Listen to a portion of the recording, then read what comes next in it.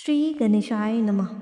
जय श्री कृष्णा। आप देख रहे हैं आस्था, श्रद्धा और भक्ति।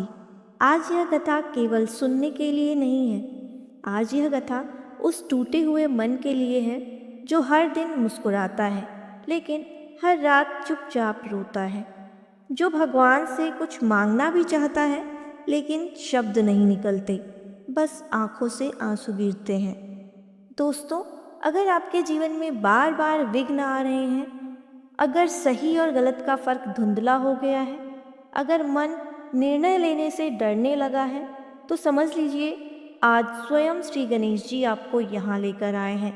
क्योंकि यह बुधवार व्रत की कथा कोई साधारण कथा नहीं, यह उस आत्मा की कहानी है जिसके पास ना सहारा था ना रास्ता, बस एक नाम था, गणपति बप्पा।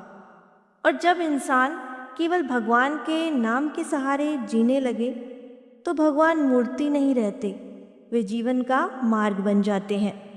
दोस्तों, यह कथा धीरे धीरे आपके हृदय में उतरेगी, कभी आंखें नम करेगी, कभी मन को हल्का करेगी और अंत में आपको यह एहसास दिलाएगी कि आप अकेले नहीं हैं। श्री गणेश जी आज भी हर टूटे हुए दिल की पुकार सुनते हैं, इसलिए विनती है कथा को पूरे मन से अंत तक जरूर सुनिए, क्योंकि हो सकता है जिस उत्तर को आप वर्षों से खोज रहे हैं वह इसी कथा की किसी पंक्ति में छिपा हो। दोस्तों, अगर यह कथा आपके दिल को छू जाए, अगर गणपति बप्पा का नाम सुनकर आपके मन में शांति उतरे, तो कमेंट में ज़रूर लिखिए ओम गण गणपतये नमः, ताकि आपकी श्रद्धा की आवाज़ सीधे गणेश जी तक पहुँचे। क्योंकि कभी कभी एक कमेंट, एक शेयर, एक लाइक किसी टूटे हुए मन के लिए भगवान तक पहुंचने का द्वार बन जाता है। चलिए अब कथा प्रारंभ करते हैं। बहुत पुराने समय की बात है, जब धरती पर धर्म तो था पर लोगों के हृदय में धैर्य नहीं था। लोग पूजा करते थे पर भरोसा अधूरा था और संकट आते ही भगवान से प्रश्न करने लगते थे।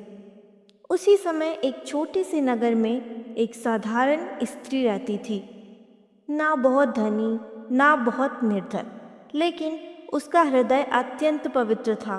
उसके जीवन में दुख कम नहीं थे, संतान का अभाव, घर की कलह और समाज के ताने। फिर भी वह स्त्री हर सुबह स्नान कर स्वच्छ वस्त्र पहनकर अपने छोटे से पूजा स्थल पर बैठती और एक ही मंत्र जपती, ओम गण गणपतये नमः। ना उसे शास्त्रों का ज्ञान था, ना विधियों की बारीकियां आती थी, लेकिन उसे यह विश्वास था कि गणपति बप्पा अपने भक्त का दर्द बिना बोले भी समझ लेते हैं। उसी नगर में एक वृद्ध ब्राह्मण रहते थे जो कहते थे बुधवार का व्रत दिखावा नहीं, यह जीवन को सुलझाने की साधना है। क्योंकि गणेश जी सिर्फ विघ्नहर्ता नहीं, बुद्धि के अधिपति भी हैं। एक दिन वह दुखी स्त्री उनके पास आई, आंखों में थकान और मन में सवाल। उसने कहा, महाराज, मैं पूजा भी करती हूँ, नाम भी जपती हूँ, फिर भी दुख क्यों नहीं जाते? ब्राह्मण बोले, बेटी, गणेश जी तब प्रसन्न होते हैं जब भक्त धैर्य और नियम के साथ व्रत करता है।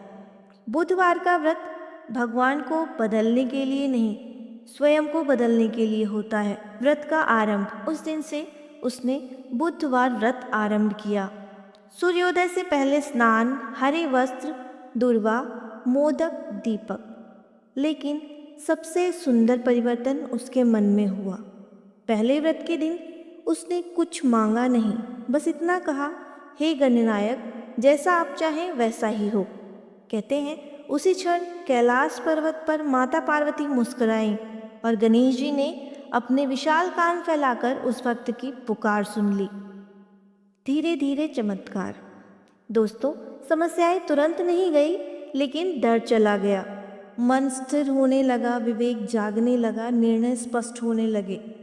नगर के झगड़े शांत होने लगे, लोगों के दिल पिघलने लगे और वह स्त्री जो कभी डर से कांपती थी, अब गणेश जी का नाम लेकर सत्य बोलने लगी।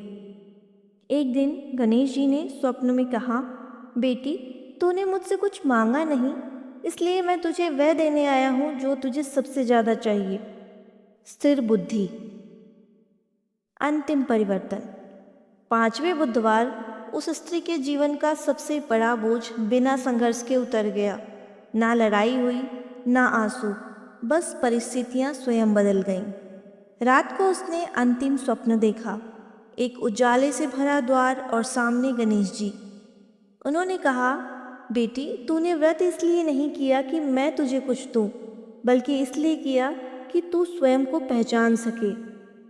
दोस्तों, उस स्त्री का जीवन बदल गया।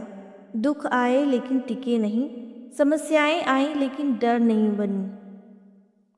आज भी वह हर बुधवार व्रत रखती है, लेकिन अब व्रत उसकी आवश्यकता नहीं, उसका स्वभाव बन चुका है। और यही इस कथा की सबसे बड़ी शिक्षा है।